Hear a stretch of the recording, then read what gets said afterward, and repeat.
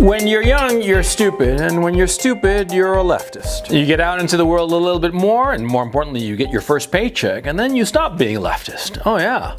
As you get your first and then your second and third paycheck, and you see how much taxes takes a bite out of what you've worked so hard to get, then yeah, fuck yeah, you stop being a left-winger and start being conservative. You don't want to be paying so many taxes, and so you want your taxes to be cut. And cutting taxes means that there's going to be less services for the poor.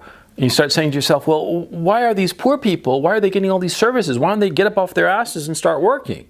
And soon enough, you start talking like a Republican, for crying out loud. Oh yeah. Yeah, but here comes the key issue, because as you get more conservative and you start to realize that a lot of leftist shit that you'd been brought up to believe was sensible is just so much nonsense, right? As you become more conservative, there is a temptation to slide into being an establishment conservative. And you should avoid this trap at all costs.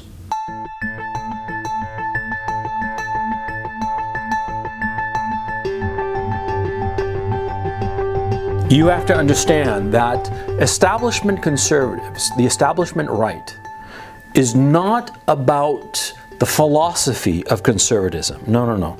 It's all about protecting the money of the wealthy. Protecting the money of the wealthy, of the wealthiest of them all, and protecting their position and their political power. That's what establishment right is about. Never confuse the establishment right with the dissident right. Yeah, because the establishment right, the political parties that are conservative, they have not been established in order to protect the working man. They are not there to protect the middle class professional. They are not there to create a society where people are truly free. No, the establishment right, the conservative parties, the Republican Party in the United States, the Tories in the United Kingdom, and so on, those parties were deliberately established to protect the interests of the moneyed, of the elite, of the top of the socioeconomic pyramid. That's why they exist. And you see, so much of their campaign rhetoric and their propaganda is to get people, voters, from the upper middle classes and the middle classes and even the lower classes with this notion, this propaganda, this ridiculousness that whatever is good for the top is going to be good for the rest of the population because it will trickle down somehow. This is bullshit. It's absolute nonsense. What's good for the richest in any given society is not necessarily what's good for the society overall. And certainly not necessarily what's good for the middle classes and the lower middle classes. No. But this has been an effective propaganda that the right-wing parties have promulgated, and which people, a lot of conservatives, perhaps you, they bought into this propaganda hook, line, and sinker. But it is propaganda. You know why the establishment right, the conservative parties in the United States and Great Britain, you know why they don't really raise a fuss about immigration? Yeah? I mean, they talk about it, that it's bad, yeah, but they don't really raise a fuss. Do you know why?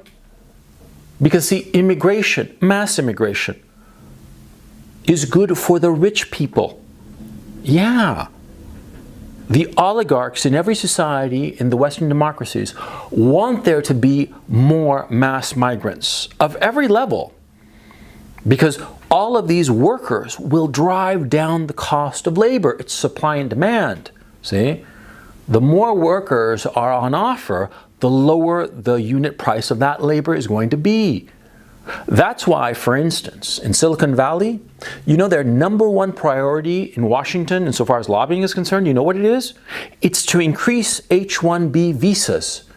H-1B visas are for skilled workers. They want more H-1B visas so they can import more software engineers from China and India. That's why the conservative parties, they might talk a little bit about how bad immigration is, but they don't really try to stop it, even though they could, because it benefits their masters, the rich guys. The top of the socioeconomic pyramid is not the friend of the middle class, or much less the lower middle classes and the lower working poor. The rich people will never want to be friends with them. No. They will just try to use you, by way of propaganda, by way of making you believe things that you will think that it's a good thing, that it benefits the rich people. Yeah, you'll say to yourself, oh yeah, we should leave capital taxes alone or cut capital gains taxes, because that way it's good for the entrepreneur and for the rich people and they'll provide more jobs. This is propaganda. This is propaganda, and it's been spoon-fed to you. It's been spoon-fed to most people, and it sounds so reasonable, but it's just not true. See? The left-wing economists, they're stupid about a lot of shit, but they're actually right. There is no such thing as trickle-down economics. It does not work. The establishment right is only interested in the welfare and the well-being of the wealthiest in any given society. And they'll say anything to convince other people to vote for them. And they'll say things that seem to attack the upper classes, but really don't. Or let me phrase that. The words might attack them, but the actions speak louder than words, and the actions are all to help the upper classes. And do you know how I learned this? This dichotomy between the dissident right and the establishment right? From the Chilean dictator Augusto Pinochet Ugarte. Oh yeah. When Pinochet came to power in 1973, there was a violent overthrow of the Salvador Allende government, which was a Maoist, Leninist kind of government. They were commies and they deserved to be kicked out. They had made a hash of the government. They were just a disaster. And the military came in and took over, right? And Pinochet became president. He was the commander-in-chief of the army. And he wound up being the president of the junta and eventually president of Chile. And the rich people, the establishment right, was behind him. Oh yeah, they were all behind him and everything seemed to be copacetic until 1980, 81. When there was a severe economic downturn, or let me phrase this, there was a banking crisis. There was a whole economic disaster that's far too long and complicated to go into this in this video.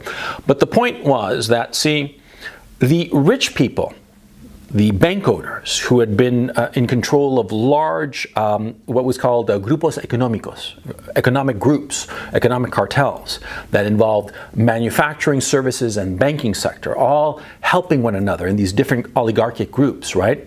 Well, they'd been breaking a lot of laws in order to make a lot of money. And what did Pinochet do? He threw them in jail. Yeah, he threw the oligarchs into jail. Oh yeah, in 1981, I was there. I would see on the nightly news, there was this prison called Capuchinos. It was a prison where if you paid X amount of dollars or money per day, you'd have a better living standards. And that's where all the oligarchs were staying, at Capuchinos, yeah? And they were all being prosecuted for financial crimes, yeah? And that's when I realized that, let me phrase it. That's the moment that retrospectively I realized that Pinochet was not an establishment right-wing figure. He was a dissident right-wing figure. He was a populist. He was a working man's right-wing figure. Because after that, the establishment hated Pinochet. Oh yeah, the right-wing establishment in Chile hated Pinochet. And they didn't say shit for many, many years. But once the old man was out of the picture, and when he eventually died, oh yeah, the right-wingers, the establishment right, they made it a point to shit all over Pinochet. They hated his guts.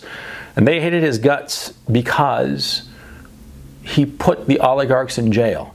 And they deserved to go to jail. They were corrupt. They were nasty pieces of work. And they had hurt the Chilean economy. They'd crashed it. All so that they could have more money for themselves. They crashed the Chilean economy, and Pinochet rightfully put them in jail for the corruption and the shenanigans that they'd been up to. And because of that, that's when the establishment right came to hate Pinochet, but they couldn't say anything. Not when he was dictator. And they couldn't say anything after the fact because he was so popular among the people. Because the people loved him. The people in Chile loved the old bastard because, yeah, he was shooting commies and all the rest of it, but he actually cared about working class people. He made it a point to make it a fairer, more decent society against the establishment right. The establishment right does not want to make a fair and equitable society. The establishment right does not want the working man to have opportunities to rise up in his station insofar as society and his economic well-being is concerned. The establishment right does not want anything except to protect the economic interests of the oligarchy. In the United States, we don't call them oligarchs, we call them the 1%, but it's the same goddamn thing. They are these rich people who have concentrated enormous wealth in their hands and who maneuver their way into more and more profits by paying off politicians and passing laws that benefit them. This 1%, well, the establishment right, the whole group of them, their magazines, their political action committees, and their think tanks, all of this political band are just lackeys of the 1%. And they don't believe in anything except making that 1% richer. That's all they care about. As you can tell, I am certainly not a member of the establishment right. I despise them. I despise them because I know them, because I grew up in that whole milieu. I know whereof I speak. I grew up and as an adult saw them up close and personal on 2 different countries, in Chile and the United States. And I can tell you they are corrupt and they are despicable. The establishment right, the political parties, the political machinery that's put in place to support these oligarchs, you cannot trust them ever. And don't even think about trusting them. You have to go with the dissidents, with the so-called populists. There is a reason that the mainstream media talks about populism like it's a dirty word. What's the opposite of populism? Elitism. That's the opposite of populism. They hate populism because populism, the well-being of the people, that's the enemy of the well-being of the 1%. That's the enemy of the elite. They hate populism and they will shit on populism and anybody who claims to be a populist or supports populism. You have to understand that. And so you have to make up your mind. I mean, once you've gotten out of your training wheels, right, and you are no longer an idiot leftist, once you've gotten your first few paychecks and you start to realize that the left is just buffoonish and stupid and that the right is where you should be, well, then you have to choose sides. You are always choosing sides. At first it was left-right, but now that you're in the conservative side of the equation, you got to pick between the establishment right and the dissident right. And it's not an easy choice to make. See, a lot of guys very sensibly decide to be establishment right because they want to advance in their careers. See, the dissident right, the populist side of the equation, you know, you're not going to make a shit ton of money by being on the dissident right. You're not going to be invited to the nice fancy parties, yeah, with the attractive people and the nice ball gowns and the nice suits. You know, the dissident right is not that sphere. And if you decide that that's what you want that shiny packaging kind of life, and you want to be a part of that class that helps the 1% become richer, perhaps with illusions of your own that you might one day become part of that 1%, well, then join the establishment right. But know what you're getting into at least. The establishment right, they will never help you or protect you. It's dog eat dog in that world of the establishment right. I know what I'm talking about because I was there. I saw it up close and personal. Your economic fortunes start to deteriorate just a little bit. Yeah, there's the perception that you're going down, and you're going to see all those invitations just disappear like that. And when you rebound and you start making money once again, as happened to me, they call you up. They call you up and, you know, the long lost friend, where have you been? Oh, we've missed you so much. Yeah, we heard you had like some rough patches, but now you seem to be doing great. What's up? Oh, nice car. That's how they come at you. And you want to join that crowd because you figure that that's how you're going to rise up and establish yourself? Fine, I think it's a mistake because you can't trust those sons of bitches. And point of fact, you know, dime con quien andas y te diré quién eres. You know, tell me who you're going with and I'll tell you who you are. An old Spanish saying. You hang out with that crowd long enough and you're going to start acting like them, like assholes, with no loyalty, no consistency, no principles whatsoever. That's the establishment right, because they are the paid lackeys of the top 1%. You join the dissident right, Nobody's going to respect you. Nobody's going to call you up to go to the nice soirees. It's going to be a shitty life. Shitty life in the public sense. Yeah. You might have a great life personally, internally, and materially you could do very well. I mean, frankly, that's my case. Materially, I'm doing all right. I have a rich inner life, and you know, insofar as the things that I'm surrounded myself with, you know, I live the life that I want to. I travel where I want to, do whatever I want to. You know, life is good for me. Yeah. But I don't have any kind of entree into that establishment right, not anymore, because I turned my back on them. I want nothing to do with that.